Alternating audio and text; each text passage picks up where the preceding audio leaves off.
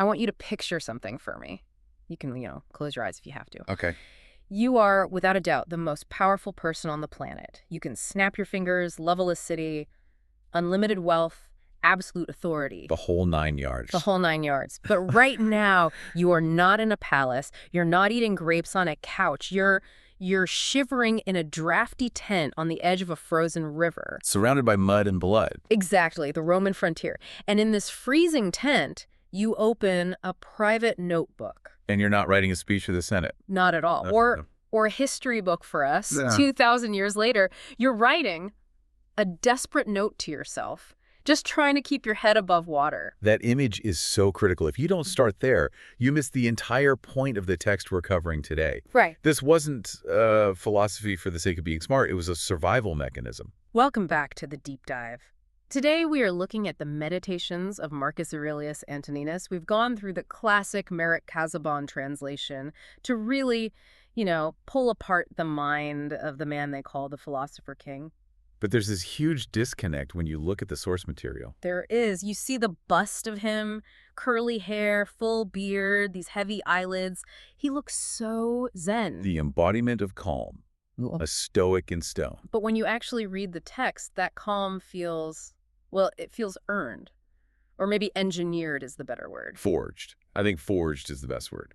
And that's the core paradox here. Marcus Aurelius, he ruled from 161 to 180 AD. The last of the 5 good emperors. Right. But his reign was a complete nightmare. He didn't get to sit around debating philosophy. He was an absolute ruler who spent his nights desperately writing about humility and self-restraint. Because his days were filled with the exact opposite. Precisely. So our mission today is to move past the live, laugh, love quotes you see on Instagram. We want to raid his private mental toolbox, find the dogmata, that's his word, that let him survive war, plague, and betrayal without just snapping. And dogmata is a great place to start. In the source, he doesn't mean it like religious dogma or blind faith. Well, He means fixed principles.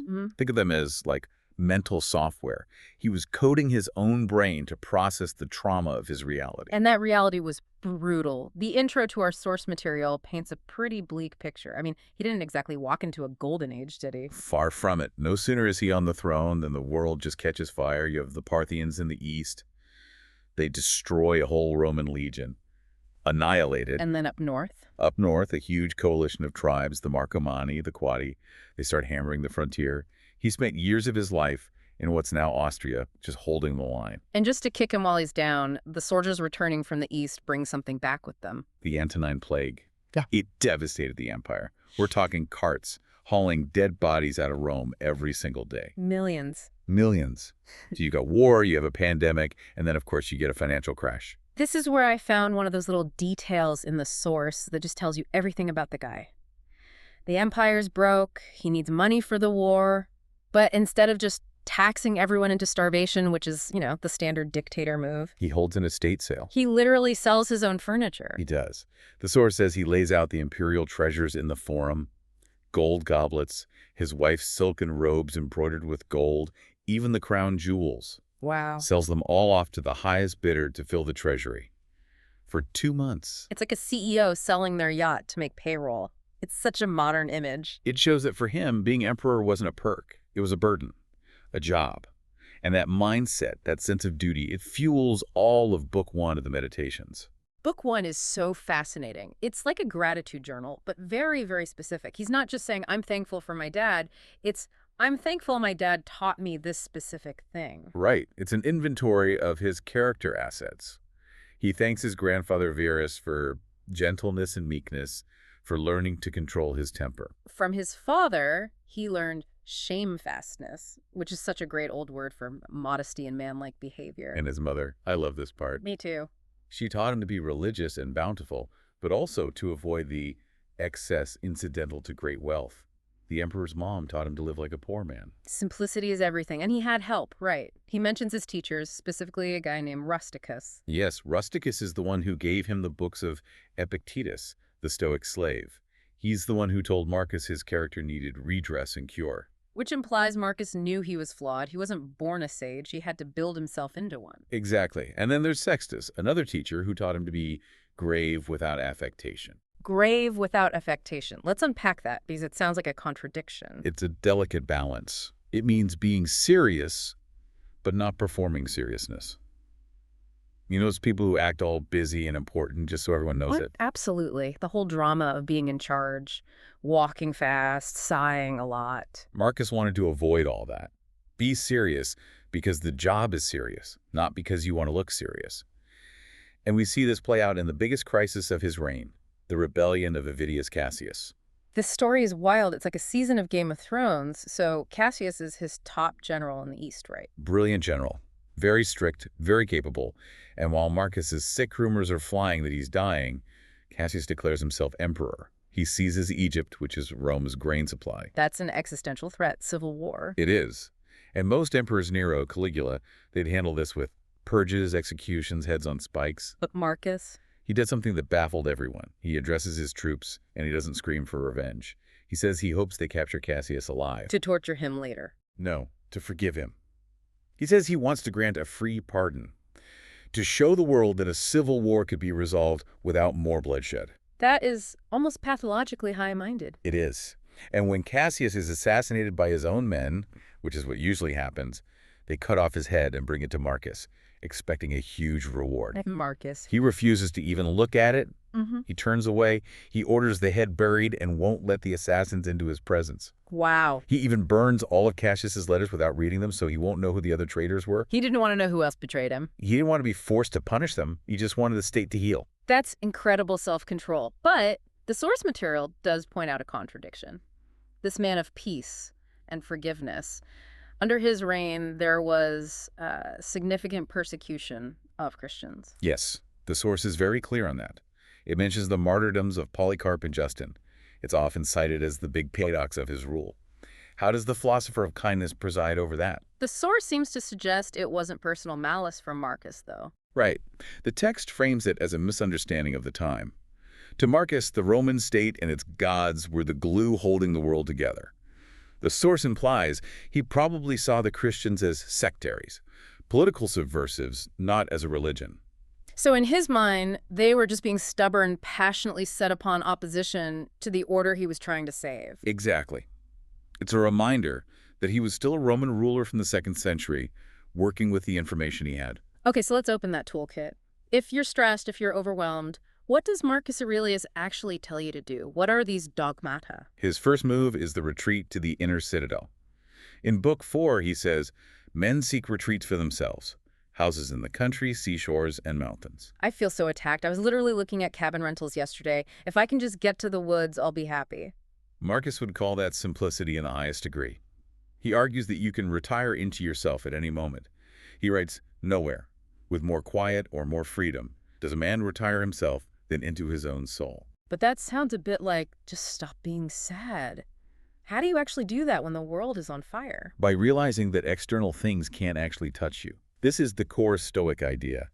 He says external things stand without, still and quiet. They don't have the power to upset you. Wait, explain that. If someone punches me, that's an external thing. That definitely touches me. The punch hits your body. But the feeling of insult, the anger, the how dare he, that comes from your opinion about the punch. Ah. If you remove the opinion that I have been harmed, the complaint just disappears. It's radical responsibility for your own feeling. It is, and he uses this lovely analogy for it. He compares the royal court to a stepmother and philosophy to a mother. I like that. The stepmother is the job, the duty, the politics. Exactly. You treat the stepmother with respect, you do your duty, but you don't expect it to love you. When you need real comfort, you run to your mother, philosophy. The court is where he works. Philosophy is where he lives. Speaking of how he saw the world, we have to talk about his technique for making things look, well, boring. I think this is my favorite tip from the whole book. Ah, yes. The physical definition technique. It's a way of deconstructing glamour. He looks at these expensive, fancy things and just describes them in the most brutally literal way. It's actually hilarious. It's so effective. Take his purple imperial robes, the ultimate status symbol. Only the emperor could wear full purple. And Marcus looks at it and writes, "This is just sheep's hairs dyed with the blood of a shellfish." He just strips away the story, leaves the matter. He does it with fine dining, too. That vintage wine, just the juice of a grape, roast pork. The carcass of a dead pig. Yep. And he doesn't stop there. He applies this to intimate relations. And I have to quote the source because the phrasing is just so unromantic. He calls it the attrition of an ordinary base entrail and the excretion of a little vile snivel. It is clinically detached, isn't it? It might be the least sexy sentence ever written. But that's the whole point. He's trying to stop himself from being seduced. If you see sex, wine, and power for what they physically are, you won't do something stupid to get them. He's carrying the mask off the world so he doesn't become a slave to it. Exactly. And he uses a similar technique for his own ego, what's often called the view from above. This is where he zooms out. Way, way out. He constantly reminds himself how small he is. He imagines the Earth as just a single point in space. He lists the courts of old emperors, Vespasian or Trajan, and says, look at all those people. Marrying, fighting, boasting, and now. Dust. They're all gone. Resolved into the elements. It really puts your bad day at the office into perspective. There's a great bit where he compares a spider and a soldier. He says a man is proud of catching an enemy soldier, just as a spider is proud of catching a fly. He's calling his own military victories predation. He's leveling the playing field. To nature, a general taking a city and a spider catching a fly are the same process. It strips all the glory out of war. Which brings us to the daily grind. Because even if you know all this, you still have to get out of bed on a Tuesday morning. And apparently, Marcus Aurelius hated mornings just as much as I do. Book 5. It opens with a struggle that I think every single person listening will relate to.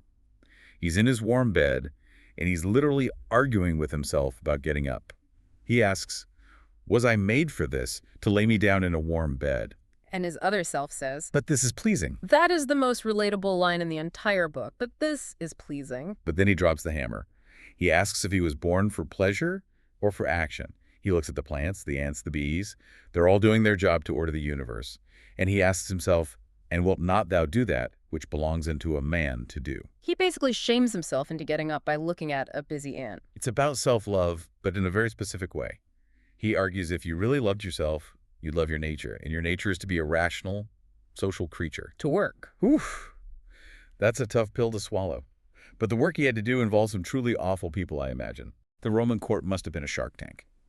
And Book 2 gives us his strategy for that. The premeditation. Great.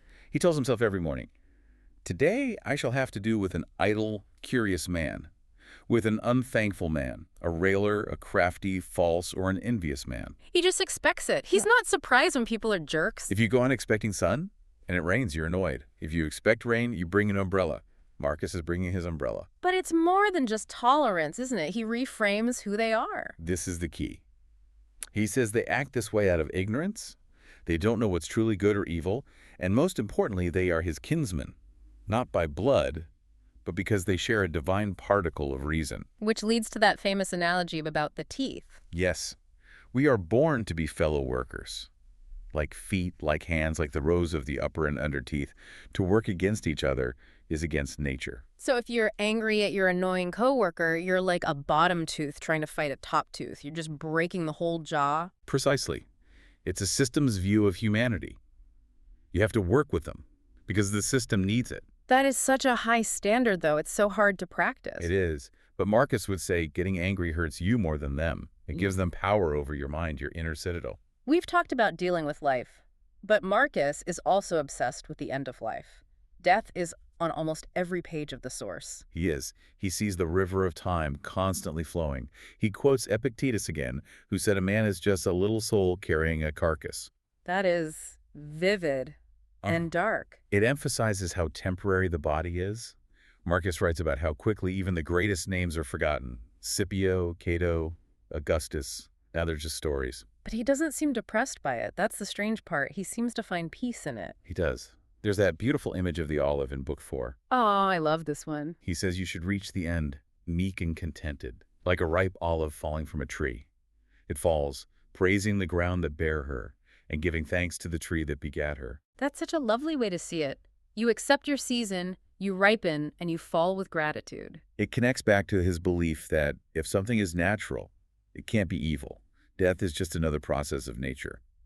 So, if we pull all this together, what's the big takeaway for us? We're not Roman emperors, hopefully. If we synthesize all these dogmata, it's about building an invincible soul. Marcus shows us that our peace of mind shouldn't depend on external things. I mean, he lost 8 of his 13 children. He was betrayed by his best general, And yet, he's writing about gratitude. It really hammers home the power of the present moment. He keeps saying the past is dead, the future's uncertain. We only live in this tiny narrowness of the present. And that's so liberating. You don't have to carry the weight of your whole life every second. You just have to handle this moment. It's just amazing that this book even exists. It's like finding a superhero's diary and realizing they were just trying to get through the day, like the rest of us. It really is. It proves that wisdom isn't a state you achieve. It's a constant practice. He had to write it all down because he kept forgetting it. That's a comforting thought. Even the emperor had to remind himself not to be a jerk in the morning. Especially the emperor. So I want to leave you with a thought.